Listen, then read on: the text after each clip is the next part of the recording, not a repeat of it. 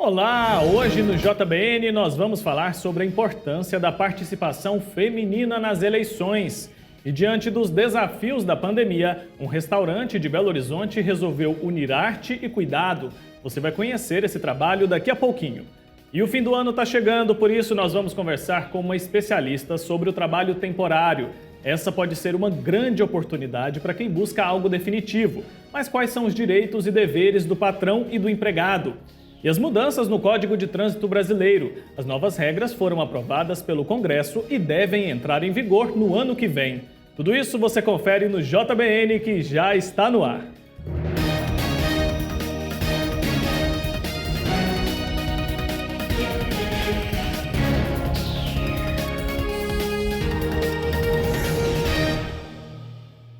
Seja muito bem-vindo ao Jornal Boa Notícia desta quinta-feira. Muito obrigado pela sua companhia. Eu peço licença para entrar aí na sua casa. Você que me acompanha em todo o Brasil, eu fico sempre muito feliz por contar com a sua audiência, viu? Estamos em ano de eleições municipais, período de avaliarmos candidatos e também debater temas importantes, como a participação de mulheres na política. É o que a repórter Carol Matos conta pra gente. É fato. A importância das mulheres dentro do cenário político ainda é um assunto pouco discutido, mesmo entre tantas conquistas que elas tiveram nos últimos anos nas eleições brasileiras. Segundo especialistas, ainda há muito espaço para a atuação feminina na política. O espaço que nós temos hoje, atualmente na política, não só no Brasil, na política brasileira, mas em toda a América Latina, é uma participação ínfima das mulheres. Então, a exceção ainda é uma participação elevada. No Brasil, por exemplo, nossos índices circundam aí 15%. Tanto nos congressos, nas assembleias legislativas, quanto nas câmaras de vereadores, e menor ainda são os índices em relação às chefias dos executivos. Então, a participação das mulheres ainda é muito pequena. A Nara é advogada especializada na área eleitoral e cita que a própria história nos ajuda a entender melhor a exclusão das mulheres em muitos setores da sociedade. E na política não é diferente. O Brasil é um dos piores países do mundo neste quesito. Esse cenário ele tem que ser modificado, como é uma situação complexa, de forma também complexa. Então, nós temos que estimular a discussão política, estimular o crescimento comunitário e orgânico da política, quer dizer, as líderes políticas têm que ser líderes orgânicas e não aqueles tokens ou aquelas pessoas colocadas na comunidade. A gente tem que estimular, sobretudo, a participação política partidária. Então, os partidos políticos também têm que passar a ser mais democráticos, para aí sim as mulheres terem mais destaque, receberem mais recursos e terem mais espaço, não só na política intrapartidária, mas também na política institucional. O que chama a atenção é que as mulheres são a maioria entre os eleitores, 51% ao todo. Mesmo com tanta luta por maior representação nos últimos anos, a presença feminina dentro dos cargos políticos é só um pouco maior do que na década de 40. Mas isso pode mudar a partir de 2022. Além dos partidos terem que ter 30% de mulheres como candidatas, o Tribunal Superior Eleitoral decidiu que elas também terão que preencher vagas dentro da diretoria dos partidos, em pelo menos 30% dos espaços existentes. Nós temos, para corrigirmos essa distorção, é necessário que a gente não só apresente 30% de candidaturas mulheres, mas que essas candidaturas sejam viáveis, sejam de disputas reais. E aí entram candidatas orgânicas que têm condições de competir em paridade, em disputa igualitária com os outros candidatos, e também que elas tenham uma implementação dos recursos, porque não existe campanha sem recurso financeiro. Então, aí entram essas barreiras que as mulheres, que ainda é um grande desafio para que nós consigamos participar da política. Em relação às candidaturas laranjas, nós temos que considerar que isso não é culpa das candidatas em si, mas sim dos partidos políticos, porque a nossa sistemática nacional, nossa sistemática eleitoral, depende dos partidos políticos. E quem faz as escolhas de quem serão as candidatas são os partidos políticos. Então a gente tem que ter muito cuidado para não culpabilizar a mulher, porque ela, mais uma vez, é vítima desse sistema. Olha, a contratação de empregados temporários para o Natal neste ano deve ser a menor desde 2015. A previsão é da Confederação Nacional do Comércio de Bens, Serviços e Turismo. Segundo a CNC, devem ser abertos cerca de 70 mil postos temporários em 2020, um número quase 20% menor se comparado com o do ano passado. Mesmo com a quantidade reduzida de vagas, essa pode ser uma grande oportunidade para quem busca algo definitivo. E olha, na hora de preencher uma vaga temporária, é fundamental que as partes envolvidas fiquem atentas às regras trabalhistas. A advogada trabalhista Lara Nogueira vai falar com a gente sobre esse assunto. Muito obrigado por falar com a gente, Lara. Queria que você começasse explicando quais são os direitos que um trabalhador temporário tem. Boa tarde. Boa tarde. Os direitos, ele vai ter o mesmo direito que os seus empregados no que tange ao salário. Você vai ter que pagar para ele a mesma remuneração que você paga para os seus outros empregados.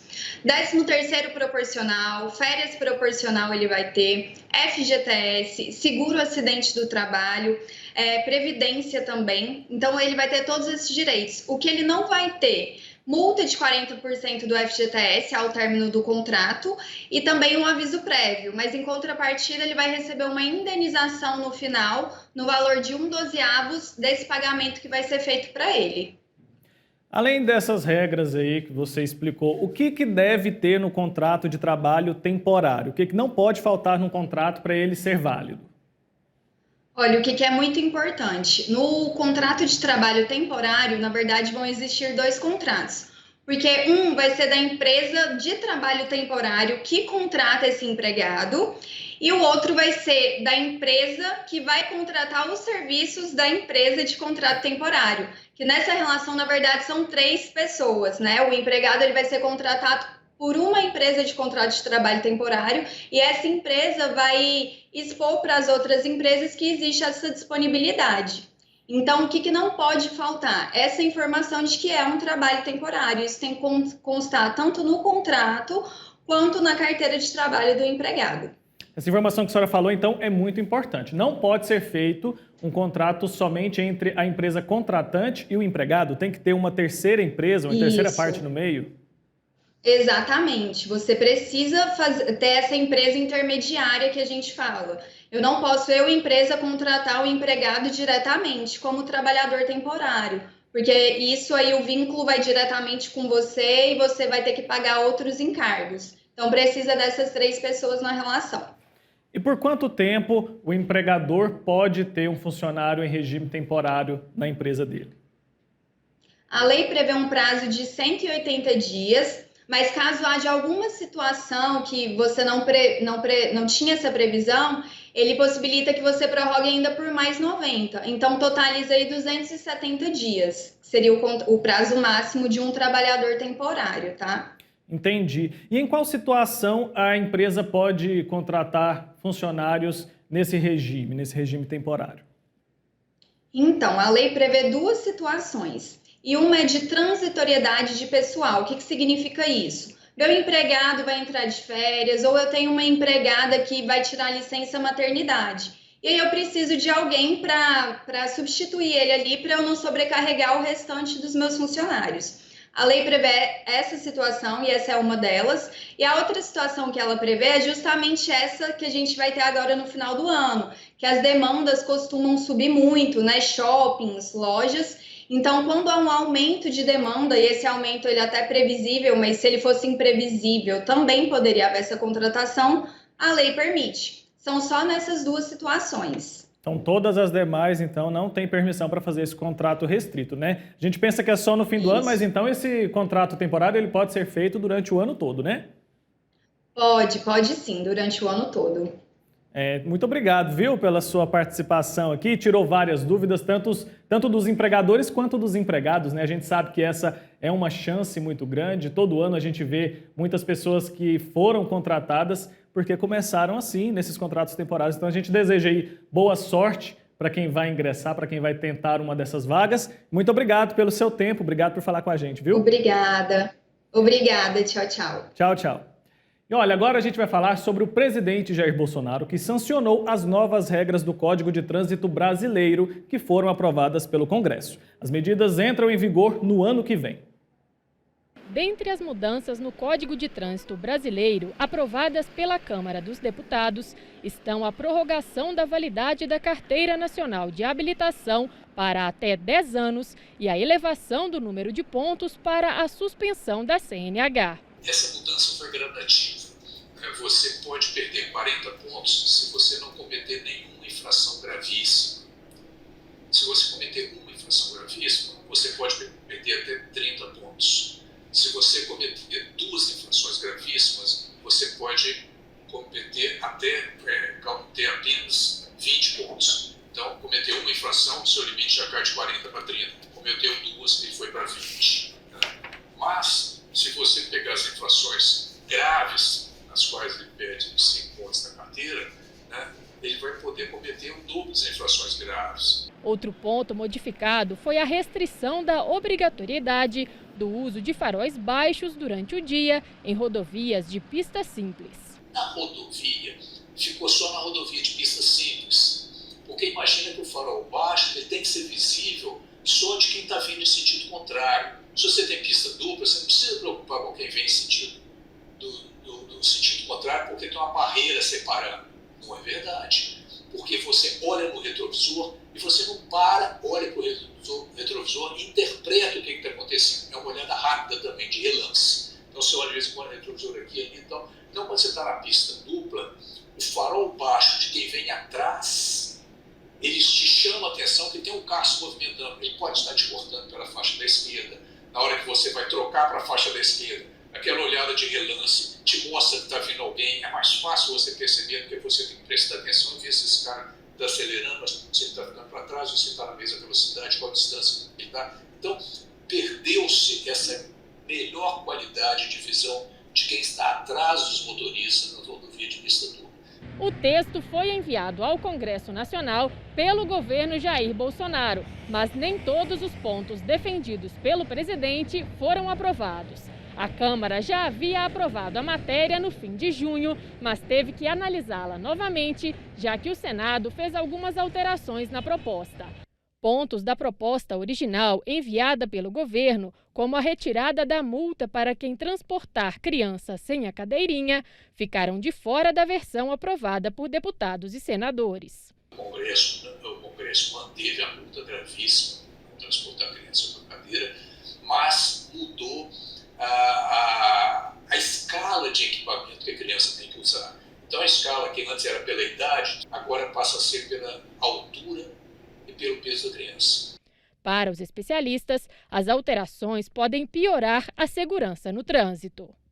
Toda medida que você faz para, entre aspas, facilitar a vida do motorista infrator, você está aumentando esse número de infração.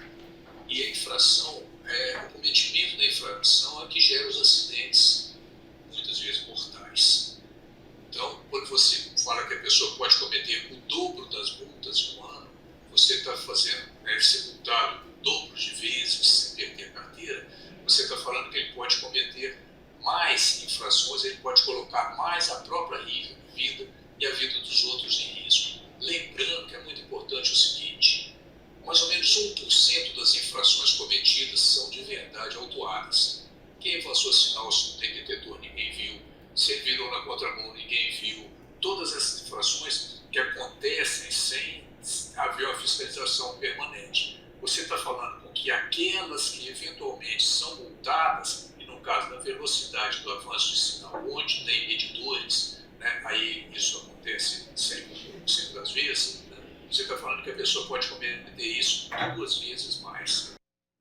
É uma mudança que vem para atrapalhar, não dá, né, gente? O trânsito que a gente vive aqui no Brasil já é tão perigoso, né? Se essas mudanças não reverem isso, não vai adiantar nada mudar. E olha, um levantamento divulgado hoje pelo Instituto Brasileiro de Geografia e Estatística, o IBGE, mostra que o Brasil fechou mais empresas do que abriu pelo 5º ano seguido. De acordo com os dados, entre 2014 e 2018, o país perdeu cerca de 382.500 empresas, o que implicou na perda de quase 3 milhões de empregos formais. Agora a gente vai para o nosso intervalo bem rapidinho e daqui a pouco você vai conhecer um restaurante de Belo Horizonte que resolveu unir arte e cuidado e os destaques do noticiário internacional. Eu volto já já.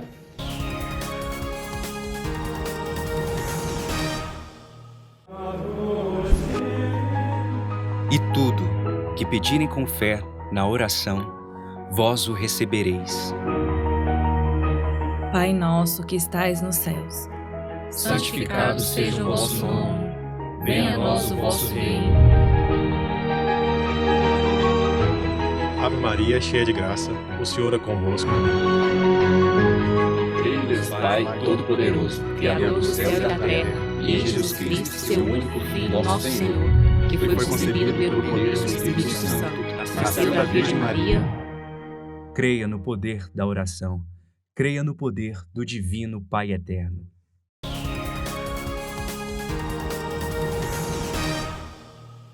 E já estamos de volta com o JBN de hoje. Muito obrigado pela sua companhia.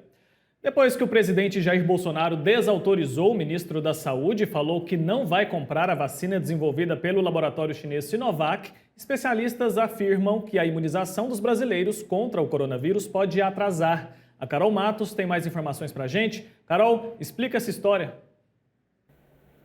Oi, Wilker, e que história, viu? O presidente Jair Bolsonaro usou a conta dele no Facebook para suspender a compra da vacina Coronavac, que, como você disse, estava prevista pelo Ministério da Saúde. A decisão de Bolsonaro também põe em dúvida um investimento de 80 milhões de reais do governo federal em uma fábrica de vacinas do Instituto Butantan, em São Paulo, que está sendo reformada para produzir a imunização contra a Covid-19. Detalhe, o presidente deixou claro que a decisão dele está relacionada ao desacordo com o governador de São Paulo, João Dória, visto por Bolsonaro como seu virtual concorrente na disputa pelo Palácio do Planalto em 2022. Ontem à noite, em entrevista a uma emissora de rádio, o presidente Bolsonaro também reafirmou a decisão e disse que o governo federal não vai comprar nenhuma vacina vinda da China, mesmo que seja aprovada pela Agência Nacional de Vigilância Sanitária, a Anvisa.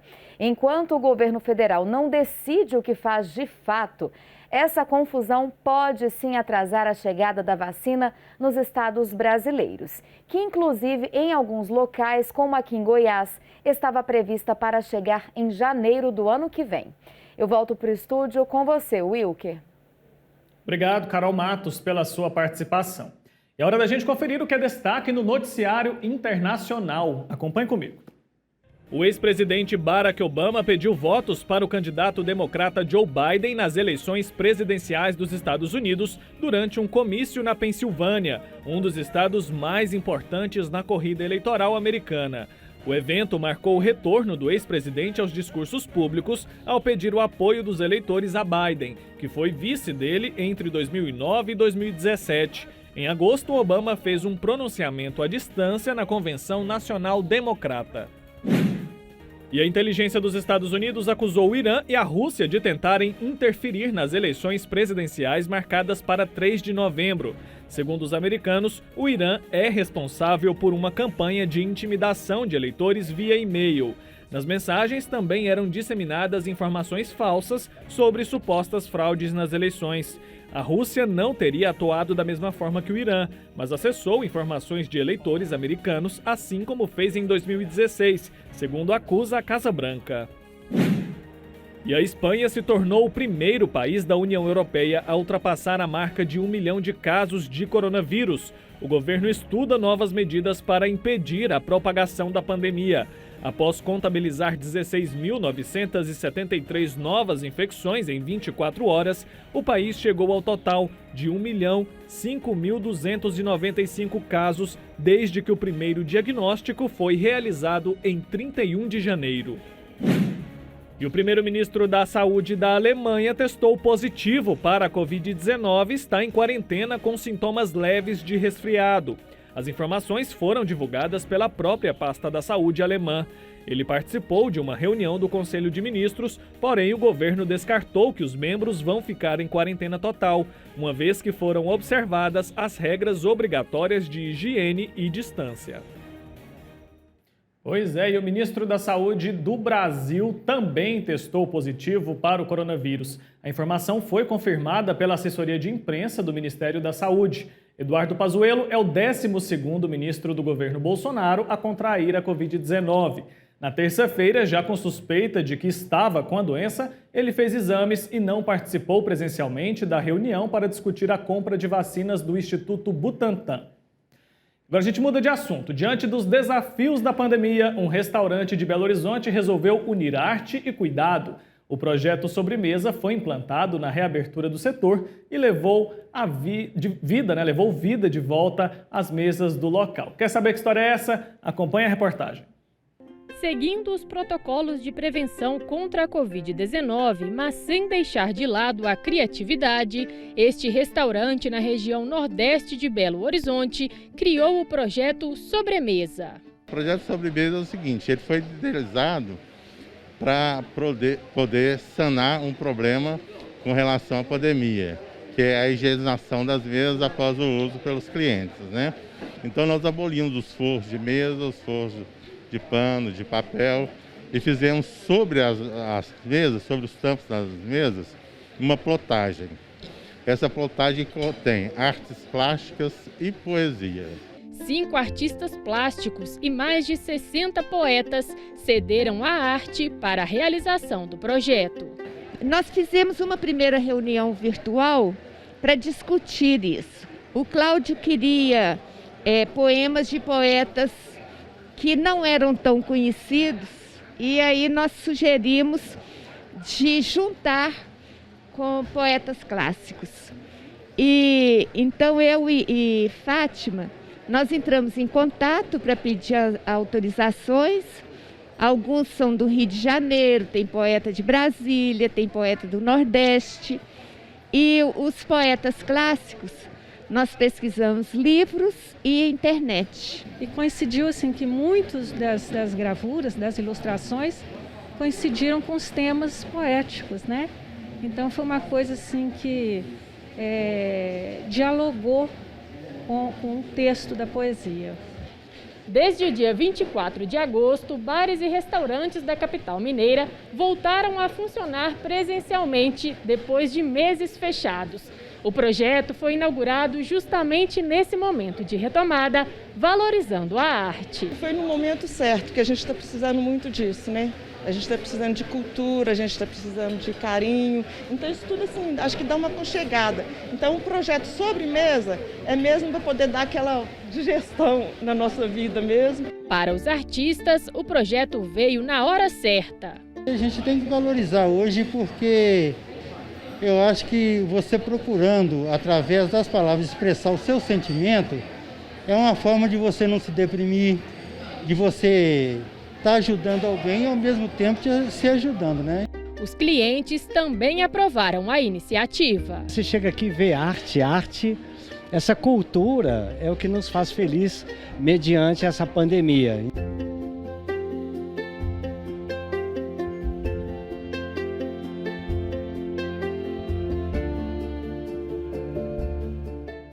Quanta criatividade, né? Que trabalho mais bonito. Como é bom a gente ver pessoas tão criativas trabalhando para o bem comum, né? Para embelezar mais a vida das pessoas. E olha, antes de ir embora, o JBN está quase finalizando, antes de ir embora eu quero mandar um abraço para a dona Aurora, que mora lá em Brasília. Ela diz que sempre assiste o JBN, gosta muito do jornal. Um beijo para a senhora, muito obrigado pela sua participação, viu? E eu estendo o convite, você aí em todo o Brasil, pode participar do nosso jornal também, viu? Nosso e-mail está aparecendo aí na sua tela, olha, é o jbn@tvpaieterno.com.br. Você pode mandar lá sua sugestão de pauta, pode mandar também as suas ideias. Tem foto, tem vídeo, conta pra gente o que está acontecendo aí na sua região, o que você quer ver aqui no nosso jornal. A gente gosta sempre de receber a sua mensagem, recebo todas as mensagens sempre com muito carinho, tá bom? Então fique aí o convite para você participar e um abraço para a dona Aurora, tá certo? E a gente vai ficando por aqui. Muito obrigado pela sua audiência. Continue na TV Pai Eterno. Até amanhã.